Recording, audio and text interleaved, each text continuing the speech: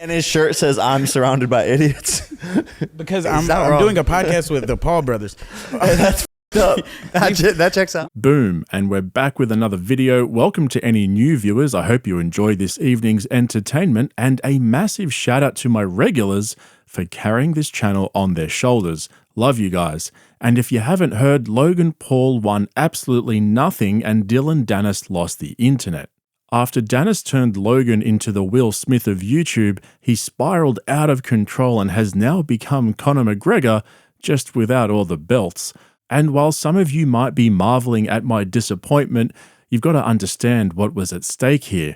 This wasn't just about Logan Paul finally being put back in his little box. It was also about Dillon Danis' redemption arc. Yeah, I don't know. This is weird to talk about. How'd you get out of that dark place you was at? That's a great. Hey, rock bottom. Yeah, but how'd you get out? I don't want. This is. I always said I was going to save this for Rogan. Let's just talk. We just talk.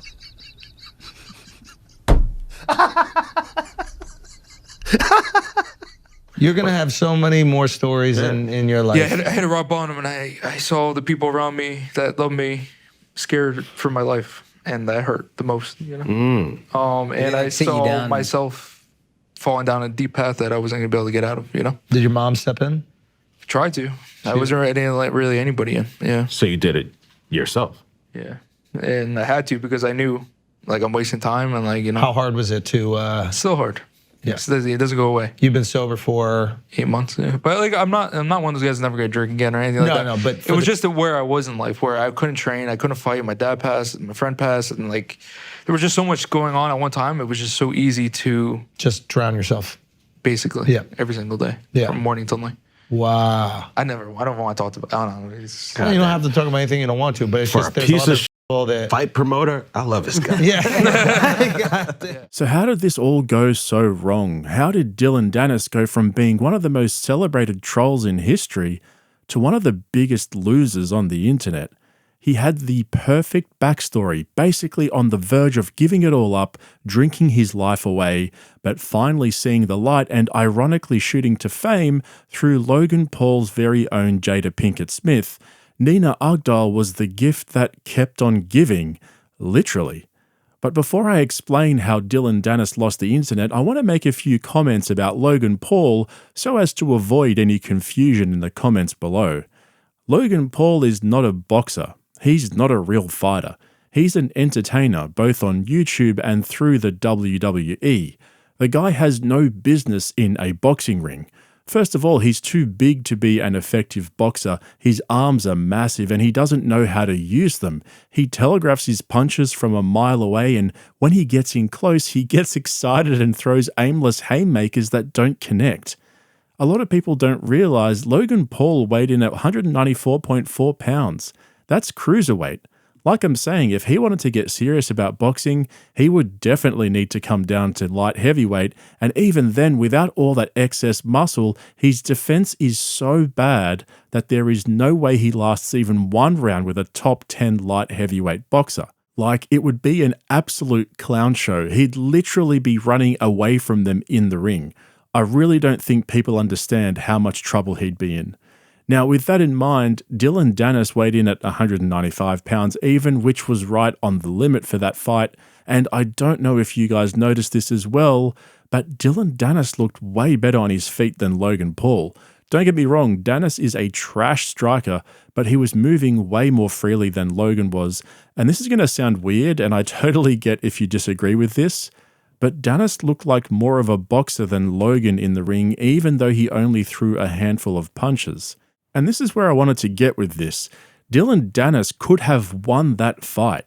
He could have won it easily. I was actually surprised at how good his movement was from round one, and that's what was so frustrating about the whole thing for me. Dillon didn't put the time and effort into learning how to strike properly, but he could have. And if he did, he would have wiped the floor with Logan. Logan's heavy on his feet, he's predictable, he gets frazzled and throws haymakers all over the shop when he gets in close, and Dillon showed some sparks of good striking a couple of times, but that was it. So when it got into the 6th round and Dillon realized, number one, Logan can't catch me, but number two, I just don't have the striking confidence and capability to capitalize on Logan's weaknesses, He just gave up and went in for the guillotine, which Logan slipped out of and smacked him while he was down. I mean, how embarrassing was that? He tried to chuck a Nate Diaz on Jake Paul, but Logan casually slipped out of it and smacked him on the ground. So Danis gets up and apparently decided at that point he wanted to start fighting. Logan's 50 security guards flooded the ring, and the rest is history. You seriously could not make this up. And all this talk about who should have gotten the DQ and won the fight, who cares? They're both losers. Dillon wasn't winning that fight anyway, and Logan would have won on points just because of the sheer volume of punches he was throwing compared to Danis. So you'd think at that point, it couldn't really get any worse for Dillon Danis. He got found out in front of the world, he didn't take the fight seriously, he probably never did, and he ended up being embarrassed by the Will Smith of YouTube. So, time to take the L and walk away, right? It's crazy. This generation's so fickle, bro. Like, I put a ring on that girl's finger because I wanted to spend the rest of my life with her.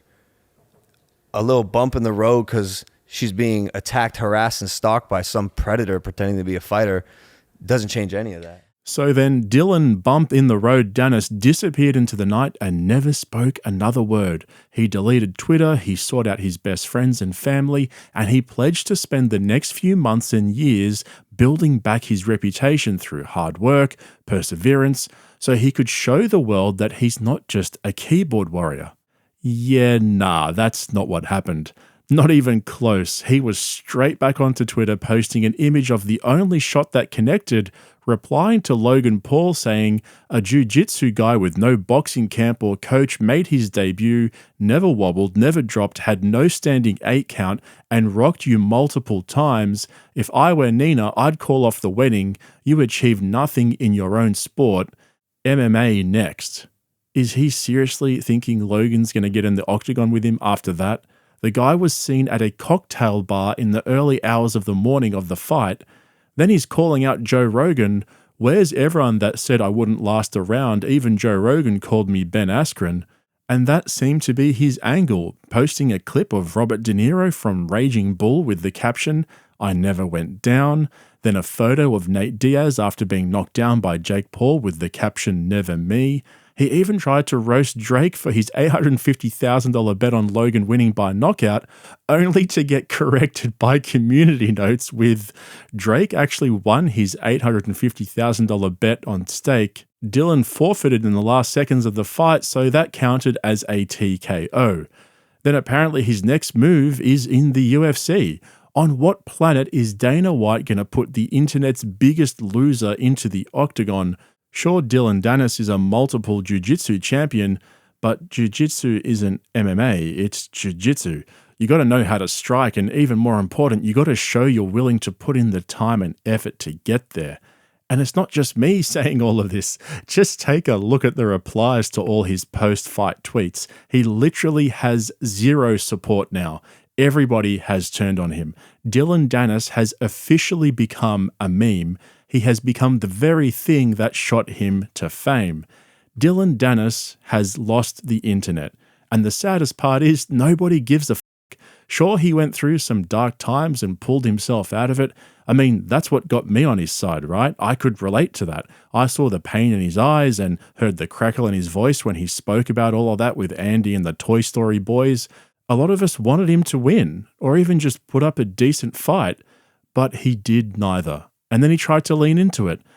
That's how he lost the internet. And in a strange way, Dillon's lack of effort and poor performance makes Logan Paul look like even more of a loser than he already is.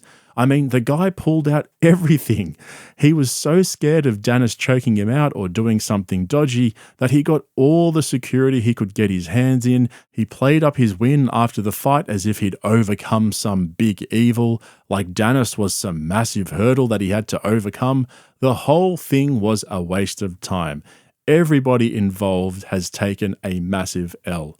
And now they're all left with this lawsuit, which in hindsight was all for nothing as well.